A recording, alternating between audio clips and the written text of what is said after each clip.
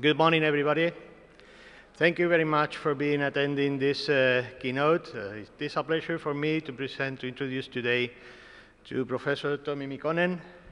Tommi is a professor at the University of Helsinki. Previously, he has been involved in the Tampere University of Technology too.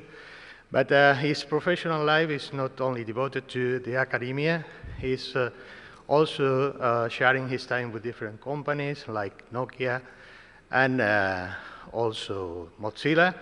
And his research topic is mostly about mobile computing.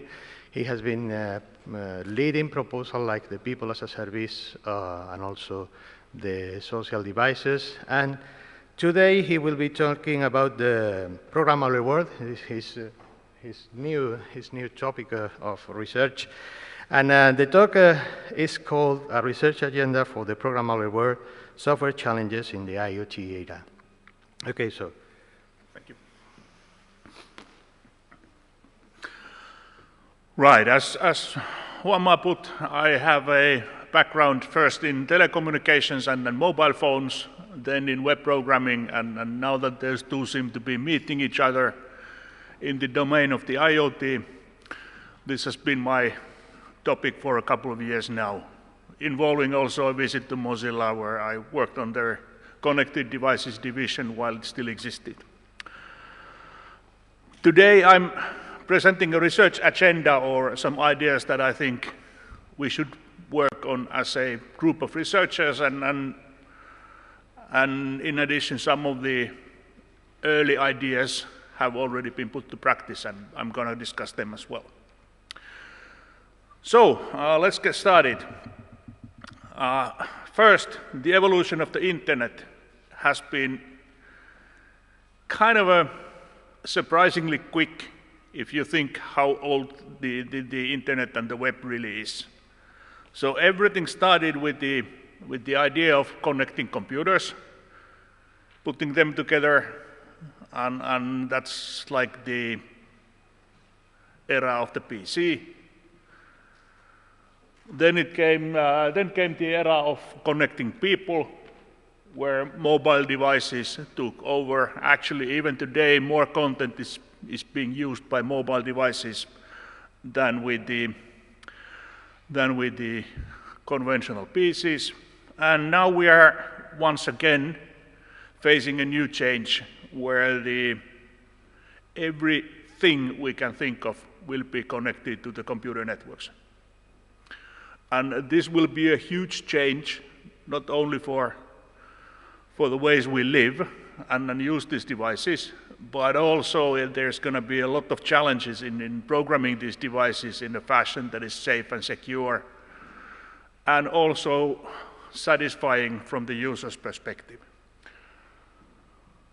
So why I have marked 5G there as the enabling technology, that can be questioned. Partly it is because we've been working closely with Nokia on this, especially the develops fellow Antero Taivalsaari, who is a co-author of mine in various papers. We've been thinking that what really is driving the change here, and one of the key issues definitely is the new radio technologies, but then also a number of other things. So what this change is going to mean, my claim is that the Internet of Things is about changing what physical objects are and making them digital products and services. So basically, if you take a thing X you today have, be it a refrigerator or a television or washing machine, car, phone, what do is you take the thing, connect it to the internet, and create a service around it, and then you call it a smart X. The smart things we now have are these even smart light bulbs and other everyday things that make it a little bit difficult to imagine how they would be so smart now that they are connected to the internet, but this just seems to be the trend. And I don't think that this trend will be over anytime soon. So we will be getting smart chairs, smart kitchens, smart pet collars, you name it. Everything will be super smart. Well, what's the bad thing about this? The part that I am worried about is that the whole landscape is so polluted with different stuff that it is next to impossible to start making informed choices about the technology to use in new products, or even what to teach to students about the different technologies. So you have a number of different things. If you look, you have infrastructure things that you need in the implementation. You have analytics things. You have application-specific things. You have layers that connect different camps or different technologies. Some of the stuff is open source, not everything is. Even if you build using open source, you might notice that there is some IPR issues and so on. And in the end, of course, there are totally closed systems like Apple, for instance. So you can build things around it, but you might not see what is taking place inside. So actually, there is so many components that you might imagine that whatever you think, you will find it at least in one of the components that is commercial or open source. Well, what does this mean? It means that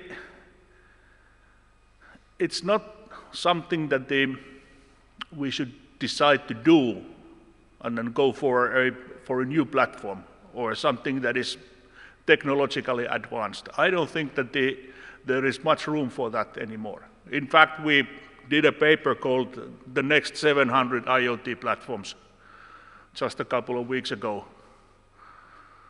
And that's really what this space looks like. There are platforms everywhere. The website that they list them, last time I checked, I think it had more than 300 different IoT platforms. And clearly, we cannot live with the 300 different platforms that are incompatible with each other at some level. What I believe is going to happen is that this will be exactly like the mobile space. So there will be a couple of ecosystems that are so strong that they will simply take over, and they will also be the defining platforms for everybody else. And they will be, of course, made available for licensing, or at least some of them will be, and some of them might remain closed forever, exactly like in the mobile game.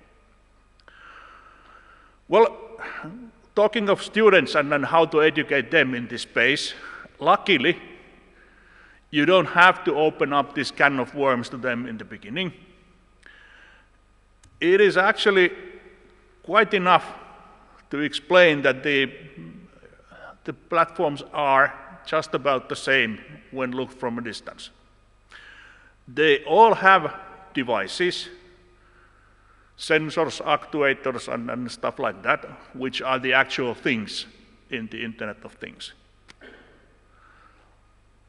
Then there is some kind of a connectivity part, be it a gateway or be it something that is directly associated with the thing, that lets you connect everything to the cloud. And the cloud is actually taking care of almost everything in today's IoT solutions. So it is very, very infrastructure-heavy approach. Device management, data acquisition and storage, whatever you do, you always do it in the cloud. And then you have a phone or tablet that lets you access the thing. So let me give you an example. How many of you have seen the Amazon Echo device? It's like the smallest ones are like ice hockey pucks. You plug them to your wireless network, you can talk to them, you can access them through your phone, and the device itself doesn't do that much. All it does, you give voice commands to it, and it gives voice responses to you. So you can ask about the latest news, about the sports, play music, tell me a joke, and other things you might consider appropriate for a voice assistant. And my guess is that all the functions actually take place in the cloud. It's just a microphone, well, more or less a microphone that connects everything to the Amazon servers, and then the servers provide you the service that you are asking for. And the app, what you get, well, it is more or less a shopping interface to Amazon as well as a configuration interface to the device. So where the device is located, and well, basically the only thing you have to do is to define the Wi-Fi and the Wi-Fi password, and everything else the device will figure out by itself. So why the companies are doing this? I think that really what we are seeing now is that everybody's after the data. It's like that the more data we get, the more we will be able to control the world. And I do admit that for the first time when I was involved in a project like this, we were building a data collection system for a harvester that would go and chop wood in a forest and then collect the wood. And those devices cost like €500,000, and if something goes wrong and they break, it would be much better if the breaking would not happen in the forest, but somewhere near a highway or a road where the machine can be fixed. And what we did was that we built an analytics service and a data collection service. This is late 90s, if I recall correctly.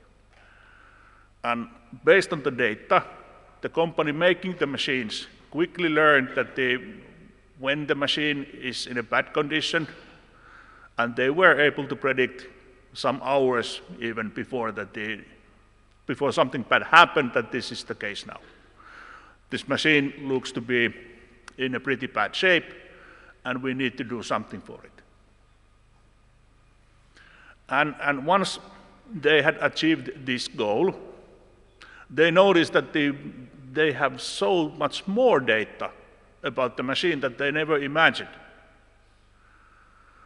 So that meant that they could start optimizing how to maintain the devices in different countries.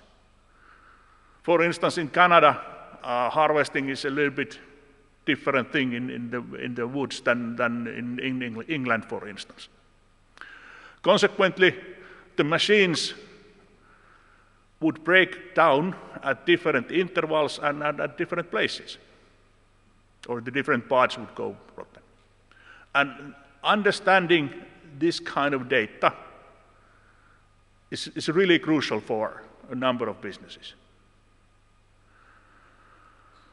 The other thing is that many of us probably don't need a smart washing machine. At least I don't want to be there and watch on the screen what is happening. But the guys who will need this kind of service, it is actually the manufacturers of the washing machines. They want to know how the machine is operating to optimize it and to understand whether or not it is a good design that was made. So in fact, what this IoT is doing with analytics is that everything in our physical world can be soon analyzed like mobile games are analyzed today. So if you go and watch what the game companies do, is that they collect all possible data about how their clients or the gamers play the games, how long time, how many days, and all that. And same thing is actually the long-term goal of many of the IoT companies of today, so that whatever you have in the physical world would be able to provide the same kind of data.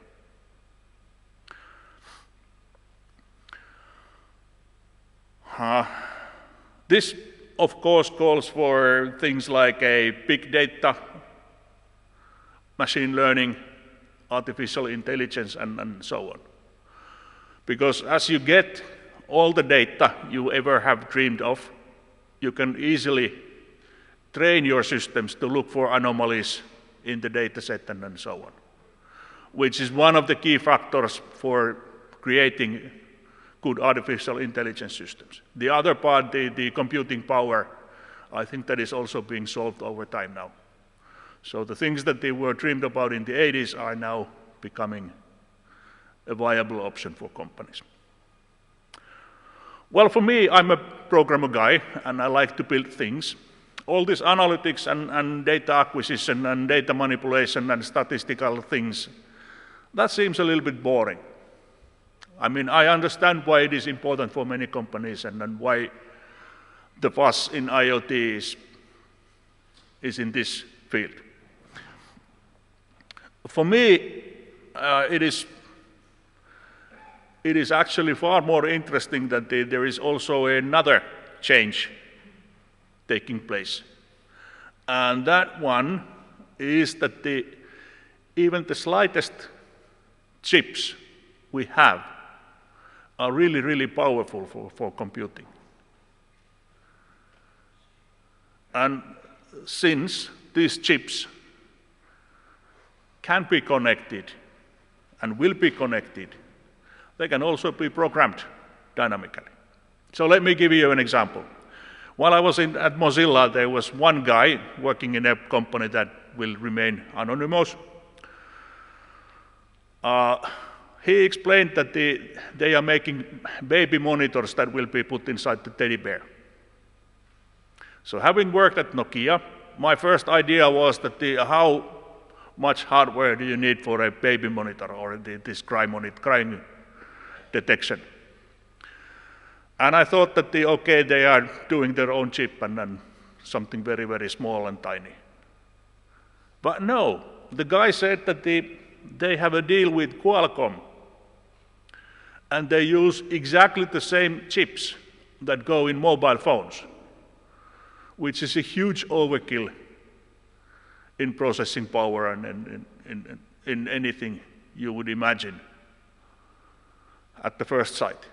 But then the guy explained that these chips are made in so large quantities that they will actually be cheaper for them to buy than to create their own chipset. And at the same time, you can go and get the chips off the shelf. So they are ready there. You don't have to wait for your own samples to come out and test them or so on. Then we went on and I talked about how do you plan to program the device. So my first assumption was that this is something small and tiny, so it will be just C and that's it. But no. The guy said that we are taking Android, take away the Java part of it, and install Node.js and a web server and write everything using JavaScript. So basically this tiny, tiny thing optimized for one purpose only is being manufactured like one of the most complex things you could imagine. And the reason and the motivation for this is that these guys save some time. in doing so.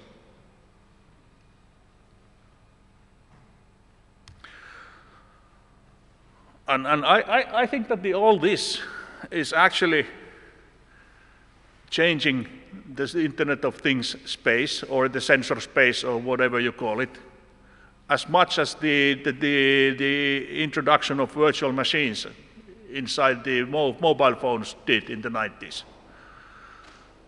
So I guess many of you remember the Java games that first came into the existence in early 2000s, and you could add them to any phone.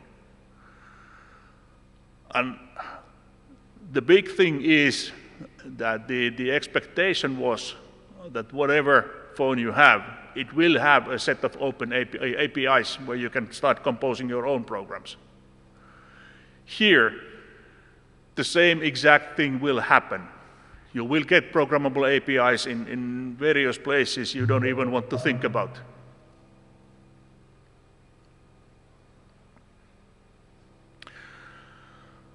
And all this is taking us to this programmable world, where literally everything you can imagine can and will be programmed, one way or another. Furthermore, you don't have to get an access to the device. Well, I mean physical access. You will get upgrades, you will get updates, everything will be like you have in the PC network today.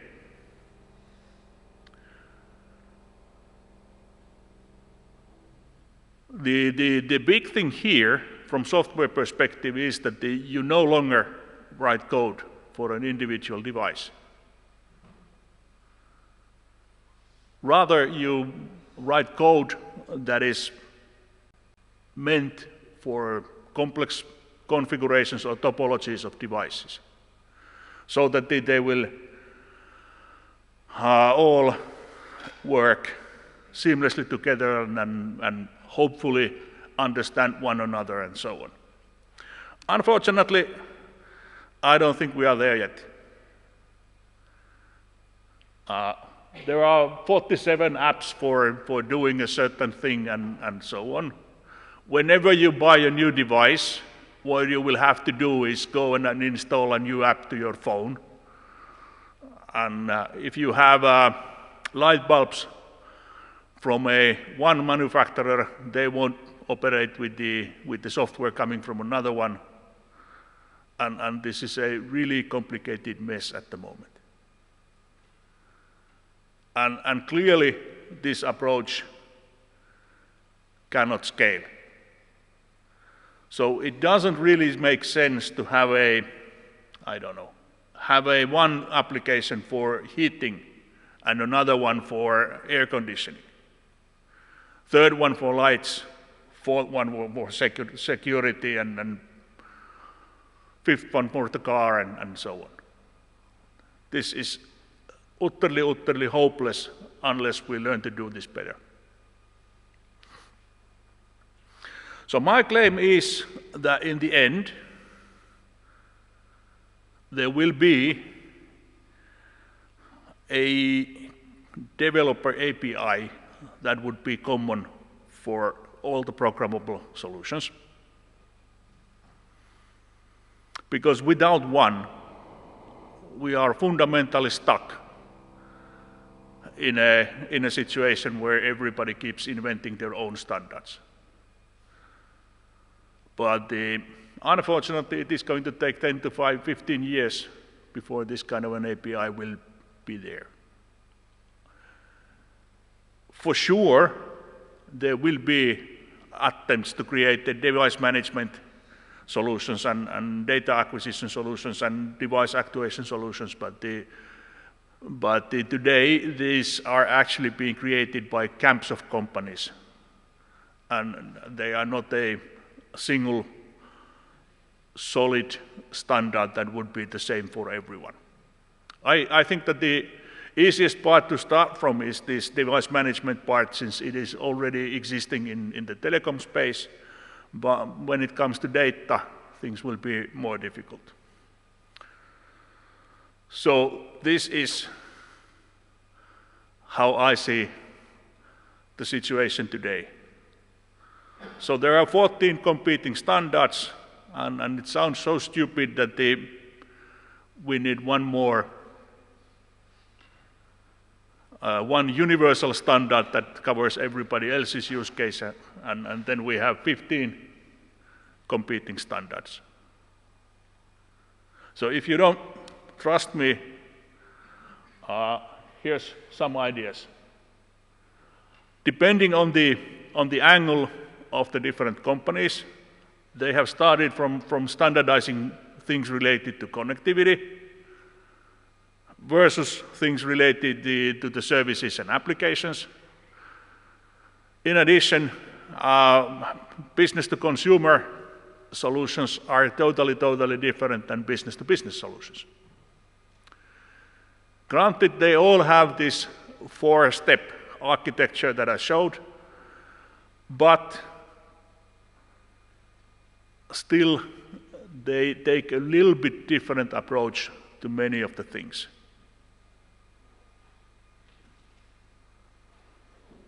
The way I see this happening is that in places like I mentioned, this harvesting machine, those are the easy targets, since businesses can make real money out of those, or save money, or optimize things. And hence, these systems will be put in place using one standard or another. And it doesn't really matter if the company is big enough, they can even invent their own standards to doing so. For consumer, this is really frustrating, because you don't want to think that I don't know, let's say I'm part of this All-Seen Alliance, and all my devices are All-Seen devices, or All-Seen compatible devices. Will that mean that if I find a new girlfriend, she must also be an All-Seen Alliance compatible? Or if I go and buy a car, should I make the choice based on what is compatible with the rest of my things? And if it is not compatible, then how bad is the user experience? What do I lose by getting something wrong? So what would I like to have in this programmable API as functions? Number one, easy discovery and management of things, and metadata that would help me doing so. Applying to sensors, actuators, topology and location and all that. And don't take me wrong, this is not easy. So imagine you have 1,000 sensors. How do you even visualize that so that you can create a topology of sensors and go down and see what a particular sensor is doing and is it healthy or not? Number two, acquisition and observation of the state, of the physical world, through these sensors and values and so on. And that also has many things. Some are such that you get a real-time value. Somewhere you need the historical values, or maybe you get a stream of values and so on, depending on the situation and the kind of sensor you are, the kind of system you are working with. Well, if you get data from your environment, of course you should be able to define some logic how to respond to the changes in the data.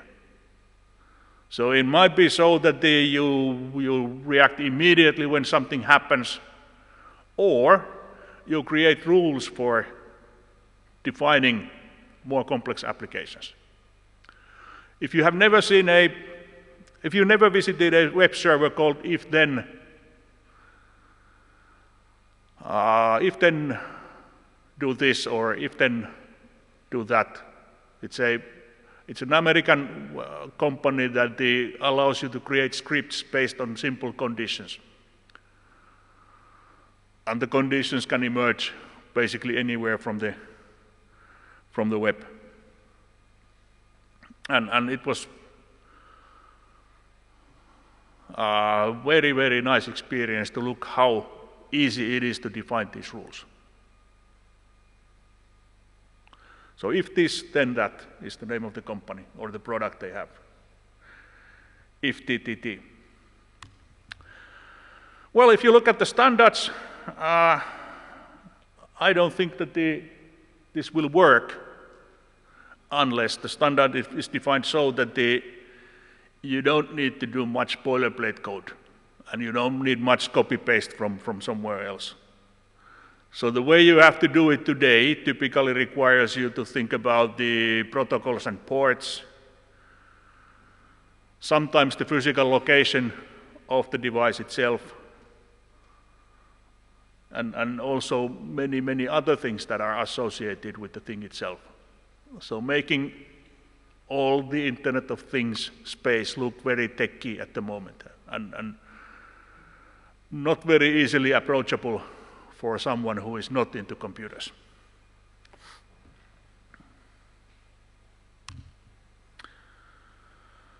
Okay.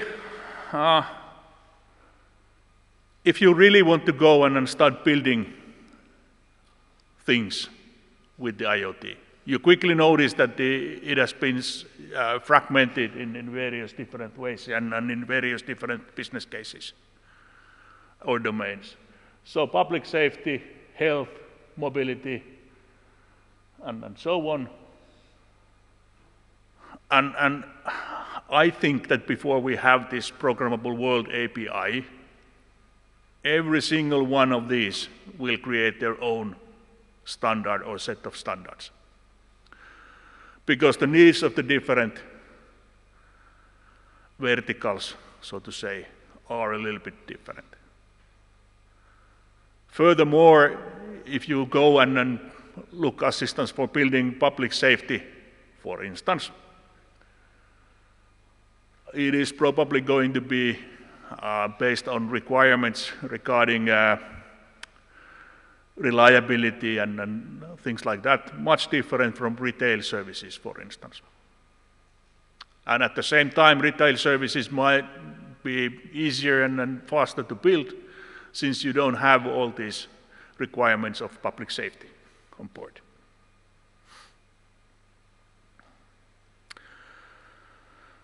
Okay, now I'm going to move to the software side of things. So this is the big IoT landscape. And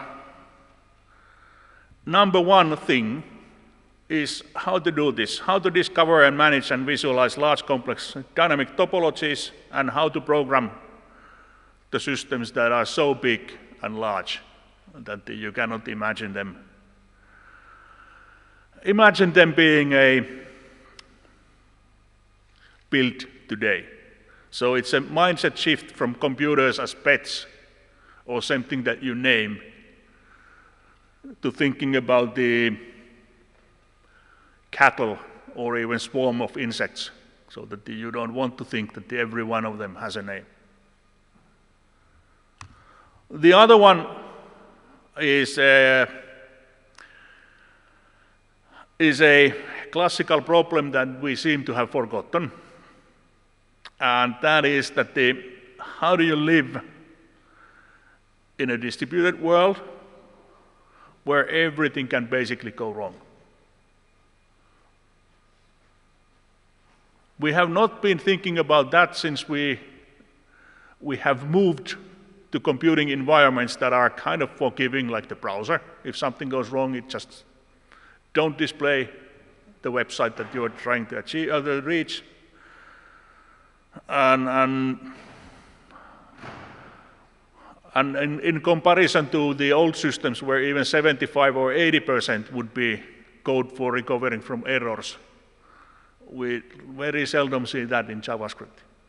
But we shall see it once these systems will be done in masses. The other thing is that the new hardware infrastructure, where you can do certain things at the cloud, but not everything, and the parts that they will require assistance from the network, but you don't have time to go and talk to the cloud, how they will be designed. So basically, many of the trafficking applications that have been envisioned with the forthcoming 5G networks are such that there simply is no time to send data to the central cloud and then back to the network that there would be enough time to react. Instead, all the processing should take place somewhere at the edge of the network. Hence, name edge computing.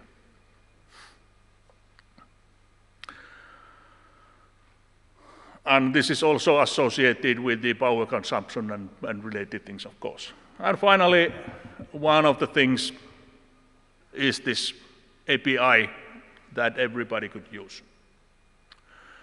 So I'm going to have a couple of ideas where to look and what I think are interesting from the security side. And these are geared towards taking us to this programmable world. So number one is at least in the mindset, the change from rebootables to systems that never sleep. So I guess we all know that if your computer is not working properly, the easiest thing to do is reboot it.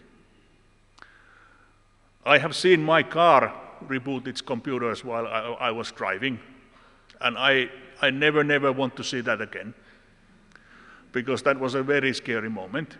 And I don't want to think that a nuclear plant would reset its computers. So we need a way forward in understanding how to build more robust systems. Thing management, obviously if we have thousands of devices requiring attention, we have to be able to manage them somehow.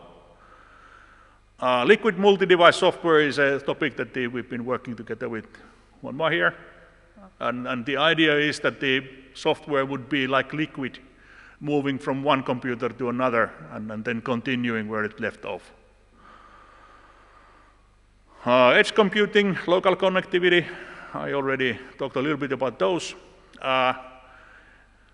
Rethinking the scale of development and deployment is important.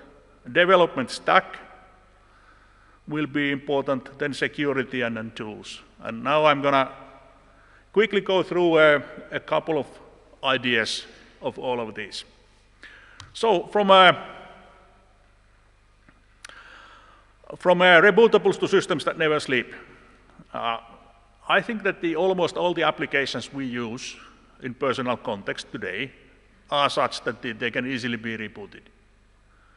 It is probably only very specialized industrial systems that are such that they will never sleep. Therefore, most of the software we write is actually rebootable. And many people don't realize even that what would it mean to create systems that cannot be rebooted. And this is where IoT, and in particular the cloud backend development, requires a totally different attitude. So basically I'm saying that the cloud should never sleep.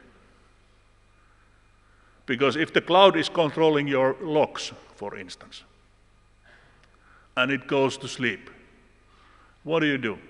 Well, you can't do much, can you? Or maybe it is your car's back end that decides to shut down. What do? Well, you can't do much.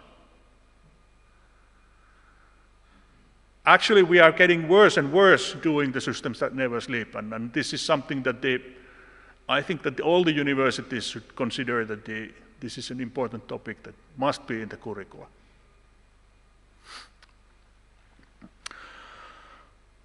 Thing management and thing management systems. So if some of you who have been working with the telecommunications, you know that the telecommunication systems are being run through complex systems called the NMSs or network management systems. Those are really elaborated pieces of code that lets the operator in the telecom company to go and check every base station or every switch and to monitor it. And unfortunately, we are going to need the same capabilities for IoT. The companies are making that to happen already in the business-to-business context, but how to do this with consumers? Because clearly, an app per sensor approach does not work. It simply does not scale. And unless there is an application like this or a system like this, it will be impossible to remotely program these IoT devices. And this application, if you like to think it that way, this must be scalable up to tens and hundreds, even thousands of devices, so that they can all be managed as a whole. Liquid software. What do we mean by liquid software, or what do I mean by liquid software, is that it's a multi-device software experience that flows from one device to another. And clearly, this means a lot of virtualization, and the idea is to create a personal experience that is not dependent of any particular device, iOS, or vendor ecosystems. So we've been doing this with the web stuff ourselves. And best example I can think of is actually, not this, let me go to my browser for a minute and then show you a demo of what this liquid stuff will do.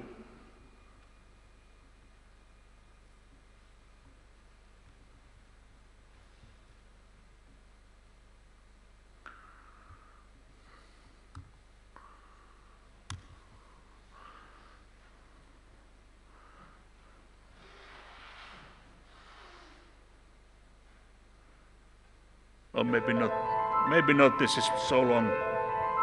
I'm actually running out of time, so I'll just show a shorter clip of it.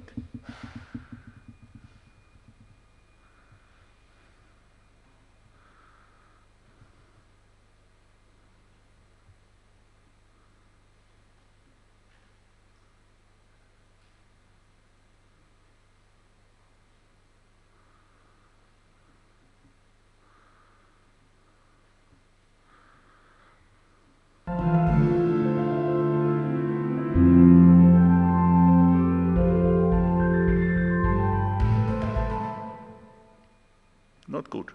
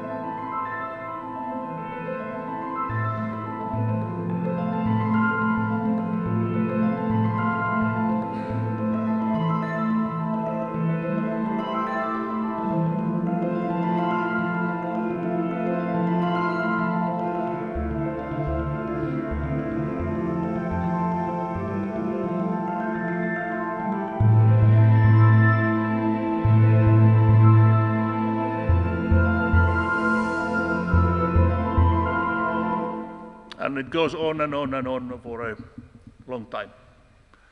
This is actually a video made by glass company Corning, where they explain that the glass will be the new screen, if you like to think it that way.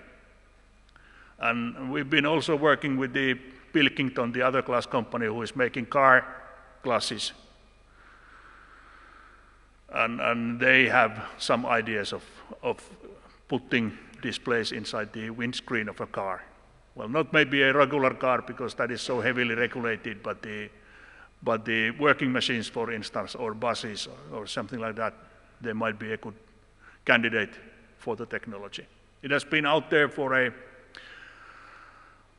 6 months now, and the guys at Pilkington keep saying that this is a killer in every trade fair they go to. Show a piece of glass where you can display computer screens. Okay, edge computing and local connectivity. Back in 94, guys at Sun were thinking about these 8 fallacies of distributed computing, which is a set of false assumptions in writing applications. And number 1, network is reliable. In IoT, it is not. Latency is 0. In IoT, it is never 0. Bandwidth is infinite. It's not. It's very limited for certain applications. The network is secure. Well, no network is secure today. Topology does not change. Well, of course it does change, because we move the sensors to different rooms and so on. There is one administrator. Well, actually, there's going to be a group of administrators in multiple cases. Transport cost is 0. It is not. And the network will be very heterogeneous. And actually, this is putting us back to the times where you would really have to think the corner cases as well. So it is not enough to create something that seemingly runs in a test environment. You really need to take into account that things will change, and be prepared for that.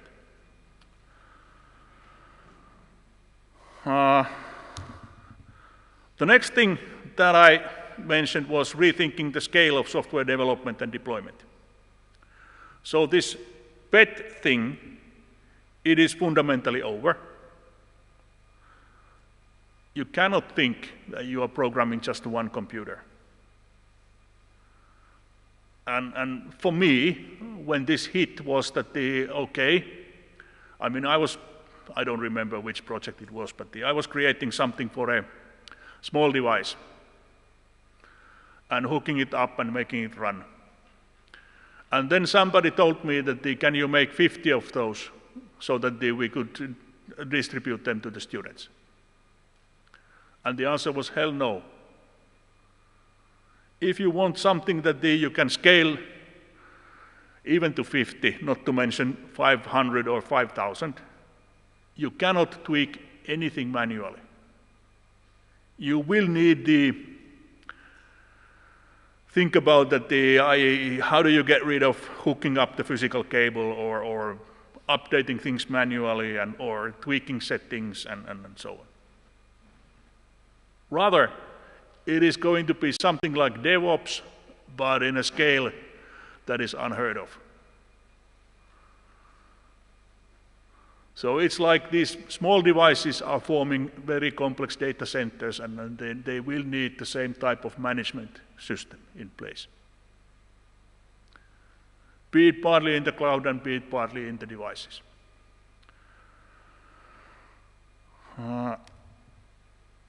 One interesting thing is that there will be several development stacks. So I already mentioned the teddy bear thing, and the fact that I was expecting that it is going to be almost hardware-only solution or some real-time operating system. Those devices exist, but so do also devices where you can do everything with JavaScript. For instance, these Tessel devices that are programmed using JavaScript. Some of them have generic operating systems like Linux, and some of them are even application-specific operating systems like Android. Node.js seems to be the biggest individual technology that is being used in this setup, this context, and I'm actually waiting to see good container-based systems myself. Using Docker is a bit of an overkill. It's a too large system, but it was the best example I could think of. So it would be actually a great topic for a PhD to create a container system for IoT that would be analogous to Docker. Security, the final frontier. Having had an opportunity to chat with the guys who make these devices, they always talk about price, the price of development, maintenance, bill of material, and all that. The functions, compatibility, innovation capabilities, market share and demand, and all the number of features you can imagine. And once they are there, they start to think about security. And I don't believe security can be an add-on to any system. In particular, in cases where the end users will be regular Joe Sixpacks and not professional users. In fact, what I expect will happen is that the security will be turned off if it is preventing anything from happening. So my prediction is this. 1990, everything in your home has a clock and is blinking at 12, and 2020, everything in your home has an IP address and the password is admin.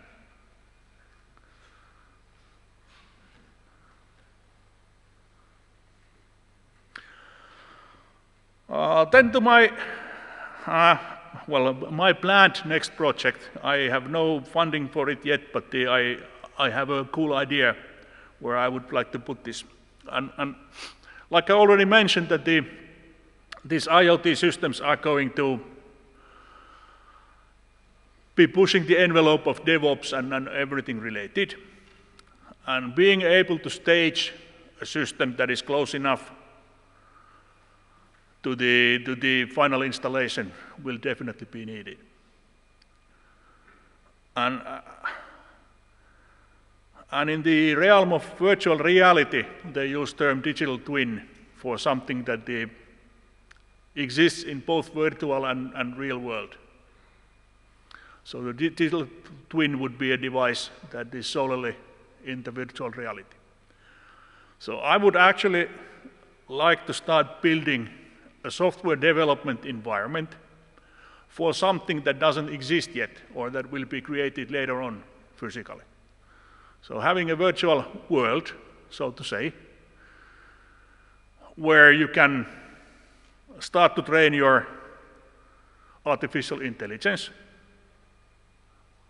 design distributed algorithms, run simulations, and so on. The whole purpose of this being so that the fact that you can start building your software from ground up even before you have the hardware there. Furthermore, if you can work with the digital world, you are going to be much faster in your feedback rather than going for a real world scenario. So this is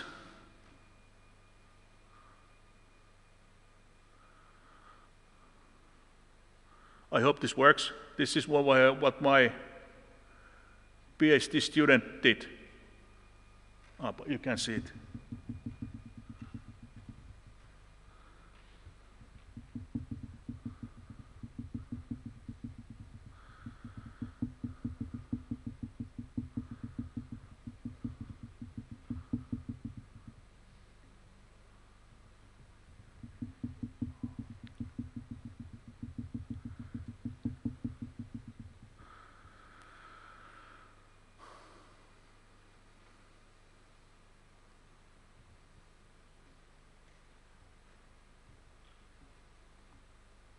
This is so cool that I want to show it to you.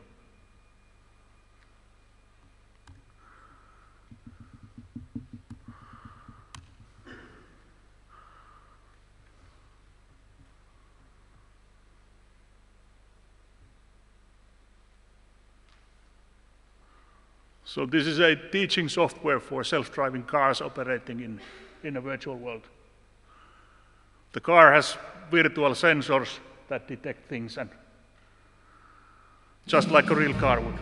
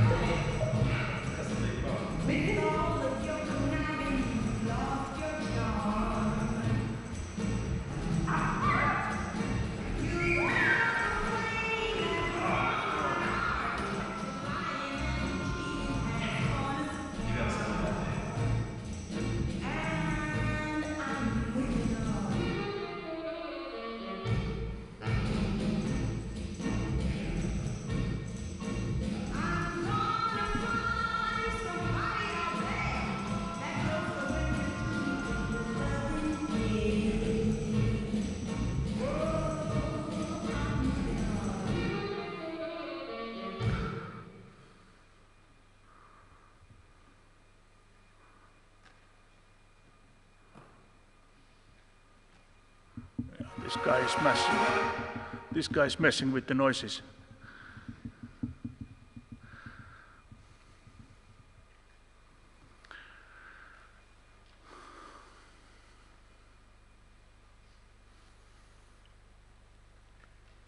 Yeah, so you can imagine how much more difficult it would be to build the real car, take it to real traffic, test at the different seasons and all that in comparison to the virtual world. Other examples that I can think of are well, I already mentioned nuclear plants. So if you would have a virtual model of the nuclear plant and your control software, you could probably see what happens in a nuclear meltdown. How would the software react to that? And so on. How would a ship computer work in a shipwreck? Things that you would never want to test in the real world, but where the virtual world might help you forward. And this brings me to the summary and key takeaways.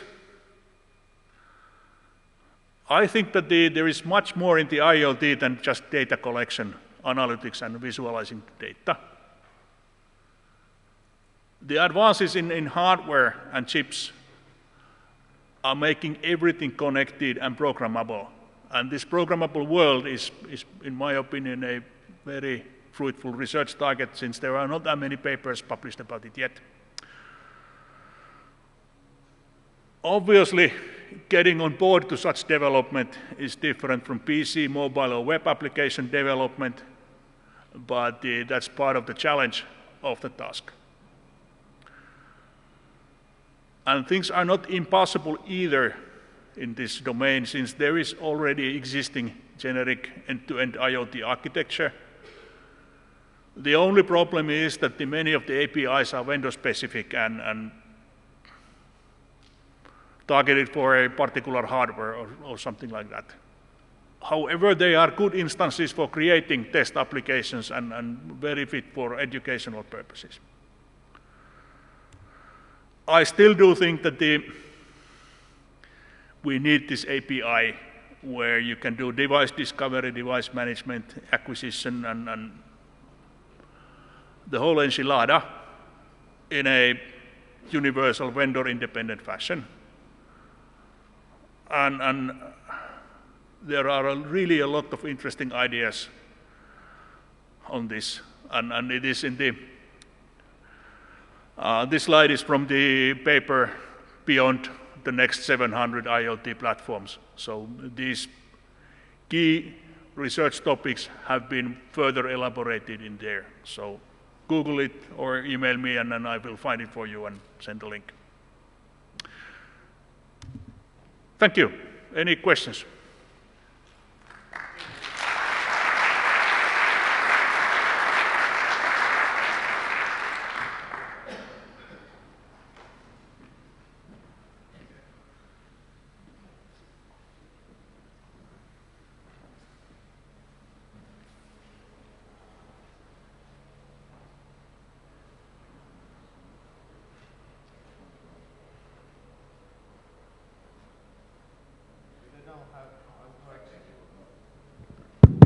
Thank you for your talk.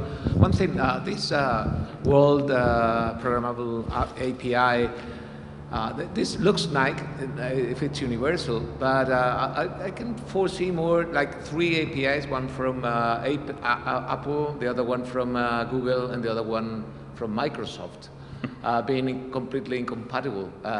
What do you see about that? Well, I agree that this API thing is questionable whether or not it will happen in a universal fashion. So in the PC environment, I think we have a couple of, or in the desktop computing environment, we have a couple of sets of APIs, and they are fundamentally incompatible. The only way to get through this is through virtualization. And maybe the place where these APIs are kind of more universal than in other software is the web. Maybe because when the web standards were created, nobody was expecting that the web will be such a big business. That said, the way web has been evolving is not very healthy either, because we are getting more and more these walled gardens where the data is put in one silo and you can never be taken out from there. So, yeah, chances are that we will have 3 or 4 programmable world APIs.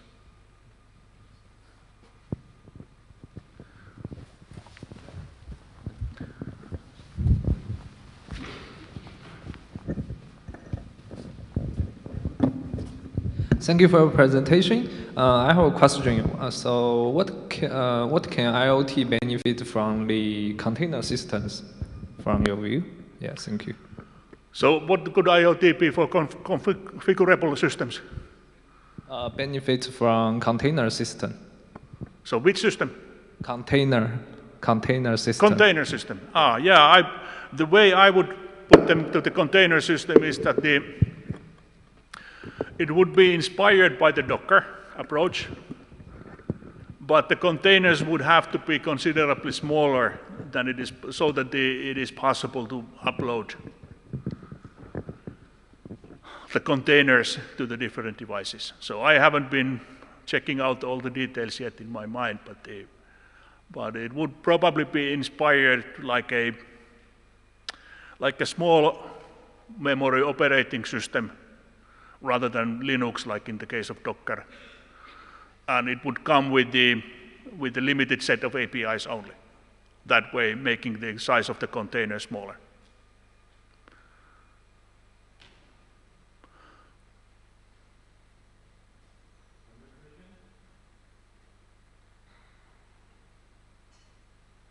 So you mentioned that there is this possibility that by 2020, most of the devices will have an admin password.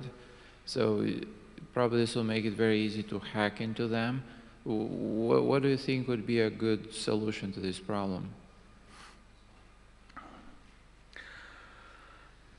Well, if I knew a good solution to this problem, I would probably be a millionaire.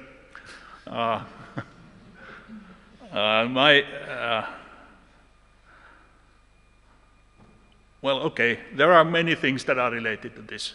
The first one is that is of course educating people. And also it means educating our legislation.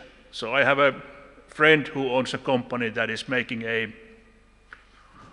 it's fundamentally a recorder system that just saves everything that it sees in the network and then stores it to the disk. And his idea is that what we are missing today is the same stuff that CSI has for physical word crimes. You can go and then study things, and then you find evidence, and then you have a procedure for saying that this evidence is now okay, and then it is untempered, and so on. We don't have anything like that for data, for instance, or for cybercrimes. The only cases in Finland when there has been a punishment because of a cybercrime or somebody hacking into your system has been that a PC with the evidence on the break were found on the PC. Whereas all the cases where there have been these bots attacking or something like that, none of them have been led to any punishment in Finland. Because of the, well, I don't know, maybe for various reasons, but one is that the legislation is not very clear on how things work. In addition, one of the research agenda in Finland accidentally leaked some confidential data from their web servers. And they were unable to determine that what was actually taken away. So they had no clue what leaked. And if we have these kinds of problems in our today's system, which are not even associated with the regular end users, with no education at all in what is a secure thing to do and what is not, I expect that it is getting a lot worse before it gets better. And I'm not very optimistic about at least the first phase of IoT. But clearly the education of the users would be a best solution. The other one would probably be that everything that is shipped would be shipped in a configured way, so that there would be no default passwords or something like that in place.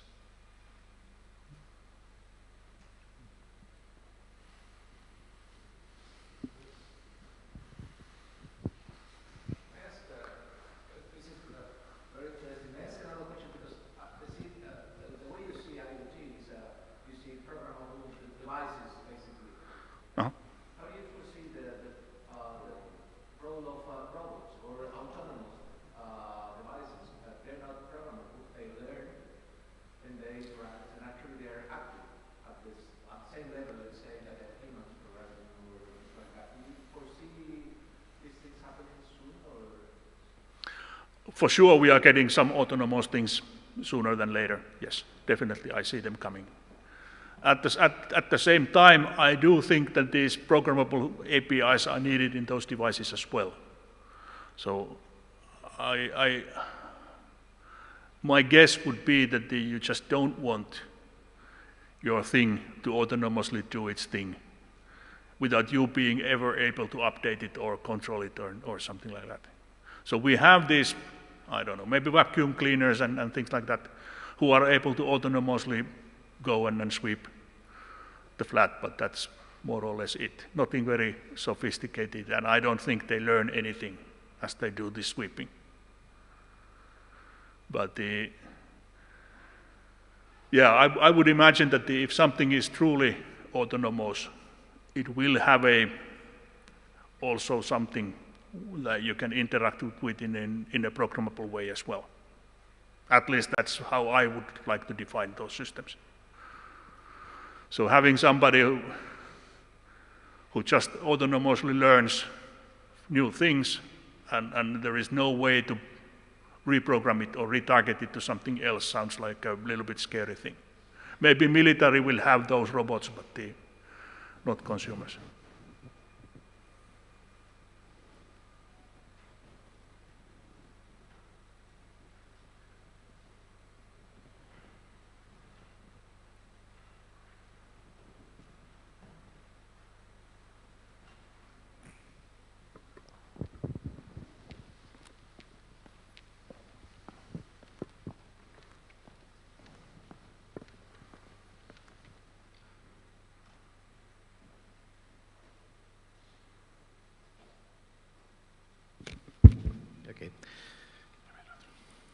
Okay, Tommi.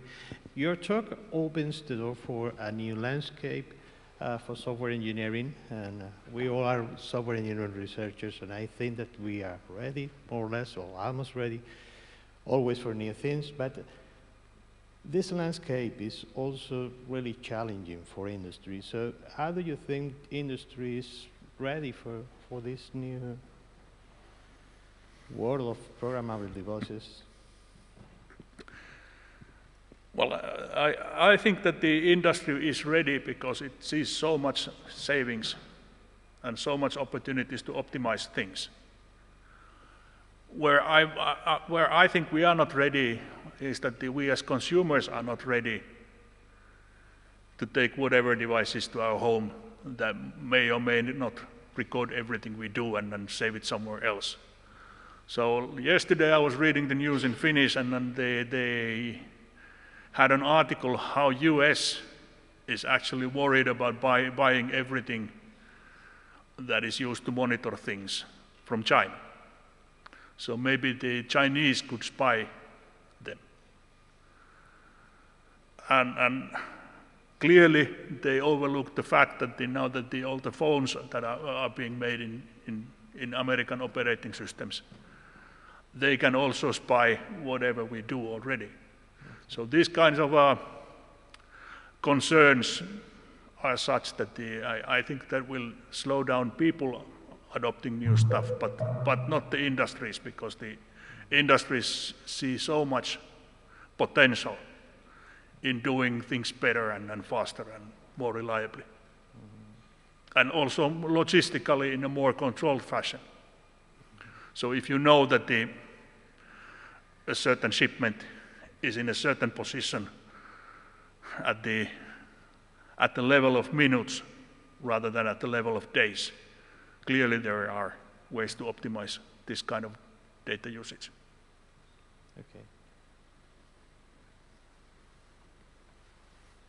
Okay, Tommi, so thank you very much for your talk.